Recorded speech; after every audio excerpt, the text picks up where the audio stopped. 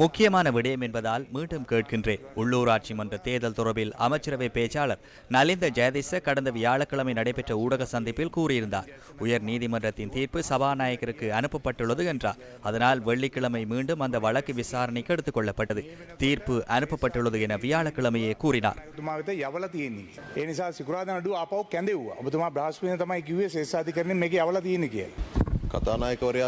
சற்று முன்னர் சபாநாயகர் சரியான விடயத்தை முன்வைத்தார் அல்லவா?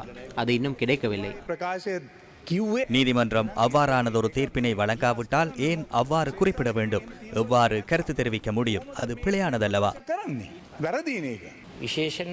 அந்த நடவடிக்கைகள் நிறைவடையும் முன்னர் நாட்டிற்கு கருத்து தெரிவித்தமை தொடர்பிலேயே இங்கு பிரச்சனை உள்ளது. அது தொடர்பில் பாரிய பிரச்சனை உள்ளது. சபாநாயகருடைய சிறப்புரிமை தொடர்பிலும் பிரச்சனை உள்ளது.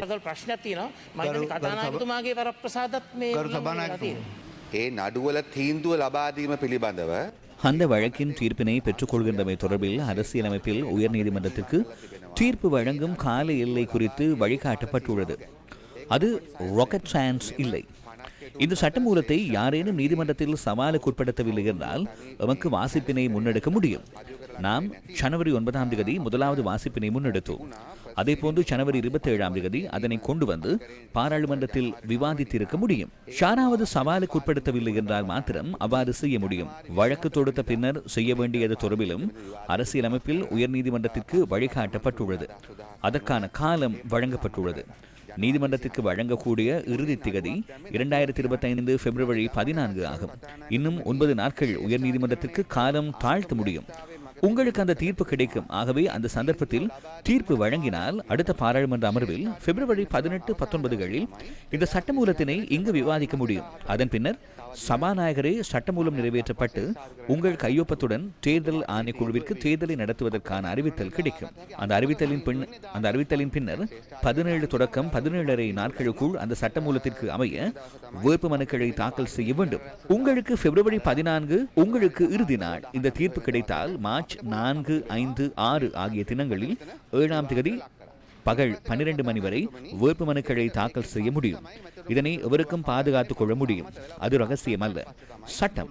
அதன் பின்னர் தேர்தல் ஆணைக்குழுவிற்கு 35 தொடக்கம் 39 நாட்கள் தேர்தல் பிரசாரங்களுக்கு வழங்க முடியும். அதன் பின்னர் 49 நாட்களின் பின்னரே ஏப்ரல் 24ஆம் தேதி வருகிறது. அது ராக்கெட் சயின்ஸ் அல்ல. කාලය ලබා දිය යුතුයි. එහෙම වෙලවට පස්සේ වෙන්න පුළුවන් දේ තමයි 49 වෙනි දවස කවද්ද? 49 වෙනි දවස තමයි කරු කතානායකතුමනි අප්‍රේල් 24. ඒක රොකට් සයන්ස් නෙමෙයි.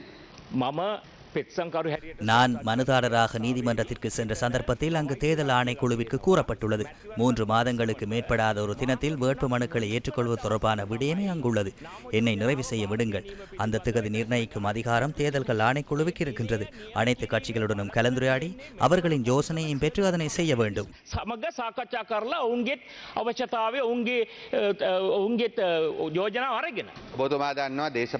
அரசியல் கட்சிகளிடம் கேட்டு திகதி நிர்ணயிக்கப்படுவதில்லை. உடனடியாக தேர்தலை நடத்துமாறு உயர்நீதிமன்றம் தேர்தல்கள் ஆணைக்குழுவிற்கு அறிவித்துள்ளது. நாட்டின் சட்டத்துக்கு அமைய தேர்தலை நடத்துவதற்கான திகதி தொடர்பில் நாம் தெளிவுபடுத்தினோம். நீங்கள் கூறுவதை நான் ஏற்றுக்கொள்கின்றேன். எனினும் அமைச்சரவை பேச்சாளர் இவ்வாறு பொறுப்பின்றி கூறிய கருத்து பொய் என்பதை நாட்டிற்கு தெளிவுபடுத்துமாறு கூறுங்கள். நீங்கள் நான் கூறும் விடயத்தை நம்புங்கள். நானே அதனை அறிவிப்பேன்.